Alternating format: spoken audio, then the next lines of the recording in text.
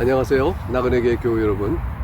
오늘은 다시 아가서 7장 부분을 읽도록 하겠습니다. 아가서는 이제 8장에서 마치게 됩니다. 거의 끝물이 왔네요. 8장 1절의 내용은 7장 1절의 내용은 어제 살폈던 6장 마지막 절에 마하나임의 춤추는 것을 보는 것처럼 술람미 여자를 보려느냐 라고 춤추는 모습을 보고자 하는 저들에게 그 춤추는 모습을 이제 실제 보여주는 장면으로 시작됩니다. 7장의 전반절은 솔로몬이 이 술람미 여인의 그 아름다운 춤추는 모습을 보고 그 외모를 하나하나 손꼽으면서 그 사랑의 감정을 주체하지 못하는 그런 표현들이 아주 선명하게 잘 나타나 있습니다.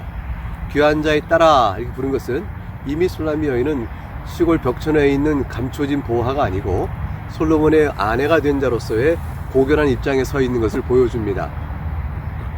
신을 신은 내 발이 어찌 그리 아름다운가? 내 넓적다리는 둥글어서 숭늉공의 손이 만든 구슬겜이 같구나. 이제 신을 신은 신발이 아름답다는 것은 신을 신은 내 발이 아름답다는 것은 이제 스텝이죠. 즉 춤추면서 밟고 있는 스텝의 모습을 보면서 아름다움을 표현하고 있고, 춤추는 넓적다리, 그러니까 춤추는 다리와 그리고 이제 골반을 포함한 허리 부분까지의 움직임을 표현하고 있고요. 숭늉공의 손이 만든 구슬겜이 같구나. 그래서 숭늉공이 잘 만든 구슬겜이가 얼마나 아름다워요. 그래서 춤추는 모습의 자태가 스텝 밟고 또 이렇게 몸을 움직이는 모습이 너무 아름답다라고 이제 표현하고 있습니다. 배꼽은 섞은 포도주를 가득히 부은 둥근 잔 같고, 이제 포도주를 가득 부은 그 맛있는 포도주와 한 잔 둥근 잔과 같고, 그 다음에 배꼽이라는 것은 배꼽만 말하는 게 아니고 배 전체 부분을 말한다고 볼 수 있죠. 그러니까 둥글게 라인이 저어지면서 허리는 백합화로 두른 밀단 같구나. 밀단을 딱 묶어두는데 다 밀단을 묶어 놓은 다음에 거기에 백합화를 딱 꽂아 놓은 것처럼 아름다운 자립잘룩한 허리를 이제 묘사하고 있다 볼 수 있을 겁니다. 두 유방은 암사슴의 쌍태 새끼 같고, 쌍태는 쌍둥이 같은 두 마리의 사슴이잖아요. 암사슴의 쌍태 새끼다. 그러니까 예쁜 두 마리의 어린 사슴, 똑같이 생긴 어린 사슴과 같고, 그러니까 아름답고 더없이 귀하다는 얘기겠죠. 4절에 목은 상아 망대 같구나. 망대를 썼는데 그 망대가 상어로 덧입힌 것처럼 길고 하얗다, 또 귀하고 빛난다 라는 뜻이겠습니다. 눈은 헤스본 바드람빛 눈 곁에 있는 연못 같고, 연못은 맑은 물이 있어서 이 물이 귀한 곳에 그 지방에 바드람빛 문가의 문 곁에 있는 연못 같다니까 성문의 문 앞에 들어올 때 연못이 있어요. 그러니까 그것은 굉장히 유명한 곳이겠죠.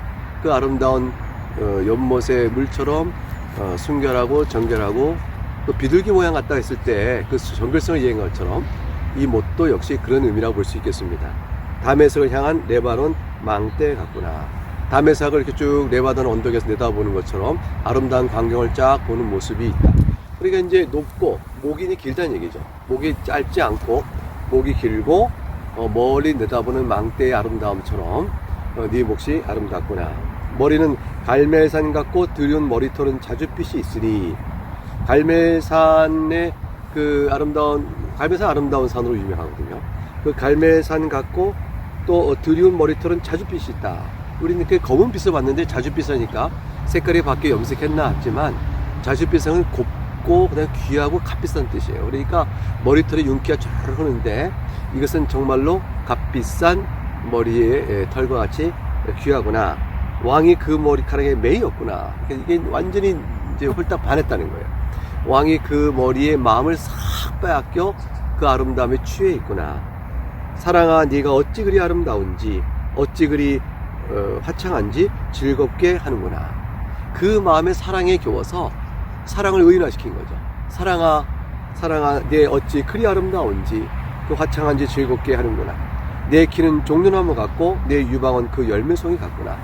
이제 부분으로 봤던 아름다움을 긴 전체 자태의 모습을 보고 말합니다. 종려나무처럼 잘 서 있고 유방은 그 열매송이, 종려나무 열매송이가 달콤하듯이 유방은 그러하구나. 네가 말하기를 종려나무에 올라가서 그 가지를 잡으리라 하였나니, 내가 말하기를, 그 종려나무에 가서 그 가지 위에, 높은 가지에 있는 그 열매를 내가 따먹고 싶다라는 마음으로 종려나무에 올라가서 그 가지를 다 열매를 따먹으려고 하였나니 내 유방은 포도송이 같고 내 콧김은 사과 냄새 같고 내 입은 좋은 포도주 같을 것이니라. 그래서 그 여인을 향한, 그 슐람미 여인을 향한 그 사랑의 그윽함을 이렇게 다 표현했어요. 그 열망함이 있어서 종려나무 높은 가지라도 올라가서 열매를 먹고 내가 가지겠다, 취하겠다, 이런 마음이 있는 간절함이 있고, 그리고 그 기대치는 그 포도송이요, 사과 냄새요, 포도주 같은 그런 달콤함을, 그 향기로움을 이렇게 기대하고 있는 그런 사랑의 노래 표현입니다. 이 포도주는 내 사랑하는 자를 위하여 미끄럽게 흘러내려서 자는 자의 입을 움직이게 하느니라. 이 자는 자가 누구냐? 포도주는 내 사랑하는 자를 위하여 미끄럽게 흘러내려서, 자는 자가 이제 솔로몬이요, 또 슐람미 여인이요, 이렇게 되어지면 사랑하는 두 사람의 입을 움직이게 한다. 입을 움직이게 하는 것은 말을 하게 하는 거예요. 그래서 그 포도주가 미끄럽게 흘러내리니 그 달콤함과 기쁨에 사랑을 나누는 자가 이게 뭔가를 표현하게 되는 것이다. 이런 이제 모양이 되어지고, 또 다른 주석가는 자는 자라는 것은 이들의 사랑의 아름다움을 미처 못 보는 자도 있었다는 거죠. 주변에 그런 자들에게 일깨워 사랑이 얼마나 우리들의 사랑이 얼마나 달콤한지 아느냐라고 그들을 일깨워서 그들로 하여금 정말 이 사랑은 아름답고 달콤하구나 하고 찬미가 나오게끔 한다라는 뜻으로 해석하기도 합니다. 어찌됐건 두 사람 사이의 사랑의 관계에서 나오는 말이건, 또는 그걸 알지 못하던 사람들이 뒤늦게 이 사랑의 달콤함을 알고 하는 말이건, 이것은 사랑의 힘이 감탄케 한다는 뜻으로 이해할 수 있겠습니다. 9절까지 솔로몬이 춤추는 왕후 슐람미 여인의 모습을 보고 노래했다면, 이제 10절부터 13절까지 말씀 속에는 이제 그 신부된 슐람미 여인이 왕으로서 솔로몬을 함께 청하여 함께 자리에 눕고자 하는 그런 노래가 이어져 나옵니다. 나는 내 사랑하는 자에게 속하였도다. 그가 나를 사모하는구나. 내가 내 사랑하는 자에게 속하였고 내가 그를 얼마나 사모하는지 나는 그를 청하여 함께 자리하고 싶다. 이렇게 하지 않고 반대로 얘기했어요. 나는 내 사랑하는 자에게 속하였고 그가 나를 사모한다. 이렇게 했습니다. 이건 무슨 뜻일까요? 결국은 그의 사랑이 더욱더 크고 놀랍게 여겨진다는 거죠. 내가 솔로몬을 사랑하여 내 사랑이 큰 줄 알았는데 그가 나를 얼마나 사랑하는지, 그 사람의 사랑에 비하면 내 사랑은 아무것도 아니니 그가 나를 사모하는구나. 이건 마치 우리가 신앙 안에서 예수님이 나를 얼마나 사랑하시는지, 하나님께서 우리 나를 얼마나 어여삐 여기시는지, 내가 주님을 향한 사랑은 아무것도 아니요 주께서 내게 베푸신 사랑은 진로 큽니다 라고 고백하는 것과 같다라고 볼 수가 있습니다. 내 사랑하는 자야, 우리가 함께 들러가서 동네에서 유숙하자. 이게 이제 슐람미 여인이 솔로몬을 향하여 외치는 거예요. 부르짖는 거예요. 또 간절히 말하는 거예요. 너무 사랑에 겹고 당신이 나를 얼마나 사랑한지 아오니 내가 나를 당신께 함께 하고 싶습니다. 우리가 함께 들러가시죠. 여기는 사람이 많고 신경 쓸 일이 많고 방해받지 않도록 우리 함께 들러가요. 거기서 동네에서 유숙하죠.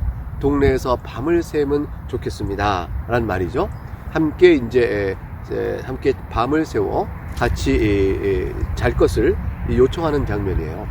그러니까 슐람미 여인이 이걸 요청하는 것은 그 솔로몬의 사랑을 감격해서 그 사랑에 대한 반응을 하고 있는 것이라 볼 수 있습니다.